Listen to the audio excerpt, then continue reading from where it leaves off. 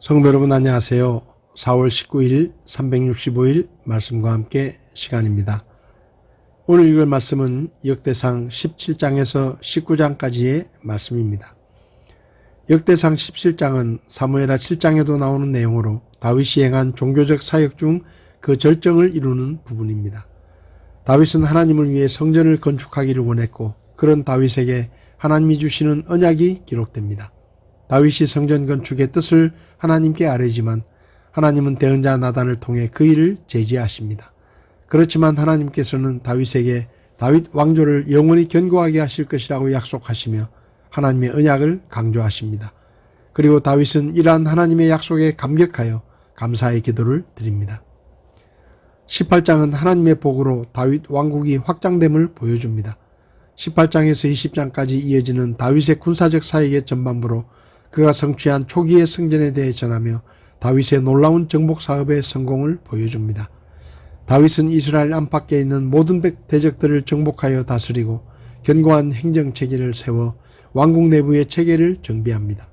특별히 다윗이 어디로 가든지 주께서 그를 보존하시리라는 말이 반복되어 기록되고 있습니다. 19장 1절부터 20장 3절까지는 사무엘하 10장에서 12장과 동일한 내용이지만 다윗이 밧세바와 저지른 범죄 사건은 제외되어 있습니다. 역대기 기자는 이스라엘 역사를 하나님 언약의 성취사로 나타내기 원했기 때문에 외부적 정복 사업에 초점을 맞춘 것입니다. 가나안 족속에 대한 다윗의 1차 정복 전쟁을 다룬 18장에 이어 암몬 족속에 대한 2차 정복 전쟁이 나옵니다. 암몬 왕 나하스가 죽자 다윗은 조문사절을 파견하는데 다윗의 순수한 의도를 오해한 나하스의 아들 하눈이 방백들의 말을 듣고 조문사절을 모욕하고 돌려보냅니다. 그 후 다윗의 보복을 두려워한 하눈은 시리아와 동맹을 맺고 먼저 전쟁을 일으킵니다. 이에 다윗이 요압을 필두로 한 진압군을 파견하자 암몬의 동맹군인 시리아는 이스라엘의 위용을 보고 도망칩니다. 이스라엘의 패했음을 보고 강 건너편의 시리아 사람들까지 불러내어 다시 이스라엘과 전투를 벌이지만 군대를 이끈 다윗과 요압에 의해 멸망당합니다. 이 전쟁에서 승리는 하나님의 언약이 성취되는 과정이었습니다. 오늘 제 마음에 와닿은 말씀은 역대상 17장 13절 14절입니다. 나는 그의 아버지가 되고 그는 내 아들이 되리니 내가 내 전에 있던 자에게서 내 긍휼을 빼앗은 것 같이 그에게서 그것을 빼앗지 아니하며 오직 내가 영원히 그를 내 집과 내 왕국 안에 정착시키리니 그의 왕자가 영원히 굳게 서리라 하라. 하나님의 언약궤를 예루살렘으로 옮겨온 다윗은 자신은 좋은 왕궁에 거하는데 하나님의 언약궤는 성막에 있는 것을 좋지 않게 생각하여 하나님을 위해 성전을 건축하겠다고 생각했습니다. 그러나 하나님께서는 대언자 나단을 통해 다윗에게 내가 살 집을 내가 지어서는 안 된다라고 거절하시고 다윗 대신에 다윗의 아들들 중에 하나를 택하여 내 집을 건축하게 하실 것이라고 하셨습니다. 역대상 22장을 보면 하나님께서 다윗에게 너는 내 앞에서 큰 전쟁을 치러가며 많은 피를 흘렸기 때문에 내 집을 짓기에는 합당치 않다라고 말씀하셨습니다.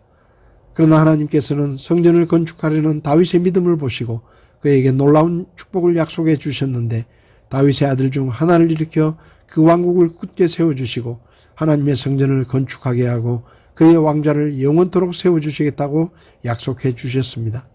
이것은 단순히 다윗에게 주신 축복의 약속만이 아니라 그 조상 아브라함에게 하신 약속을 재확인하는 약속이었습니다.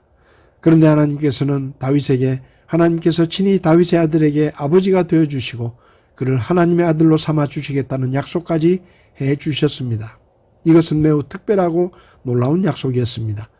하나님께서는 그때까지 아브라함이나 이삭, 야곱 그리고 모세에게 말씀하실 때 그들을 하나님의 백성으로 삼아주시겠다는 말씀은 하셨지만 그들의 아버지가 되어주신다거나 그들을 아들로 삼아주시겠다는 말씀은 하신 일이 없었습니다. 그런데 다윗에게 그 아들을 아들로 삼고 아버지가 되어주시겠다고 약속하신 것입니다. 성도 여러분, 구약 성경을 보면 믿음의 조상이었던 아브라함, 출애굽의 위대한 지도자 모세, 심지어 다윗조차도 하나님을 아버지라고 부르지 못했습니다. 그런데 하나님께서는 예수님을 믿고 구원받은 우리를 하나님의 자녀로 삼아주셨고 하나님을 아바 아버지로 불러도 좋다고 허락해 주셨습니다. 그리고 하나님은 자녀들에게 항상 좋은 것을 주시는 좋은 아버지라고 말씀하셨습니다. 우리가 하나님을 아버지라고 부를 수 있는 것은 구약시대에 누구도 상상도 할 수 없는 일이었습니다. 그런데 하나님께서 우리를 아들, 딸로 삼아주시고 하나님을 아버지라고 부르며 기도할 수 있고 장차 하나님의 나라를 상속받을 수 있는 놀라운 자녀의 특권을 허락해 주셨습니다. 그러므로 언제 어디서든지 내가 하나님의 자녀라는 것을 기억하고 하나님의 자녀답게 말하고 행동하여 하나님께 영광을 돌리는 삶을 살 수 있기를 바랍니다. 하나님이 내 아버지라는 사실을 기억하며 언제 어디서든지 어떤 형편에서든지 기죽지 말고 당당하게 살아갈 수 있기를 바랍니다.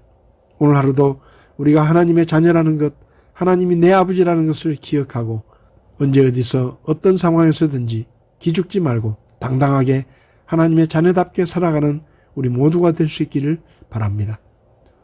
4월 19일 365일 말씀과 함께 오늘도 함께 해주셔서 감사합니다.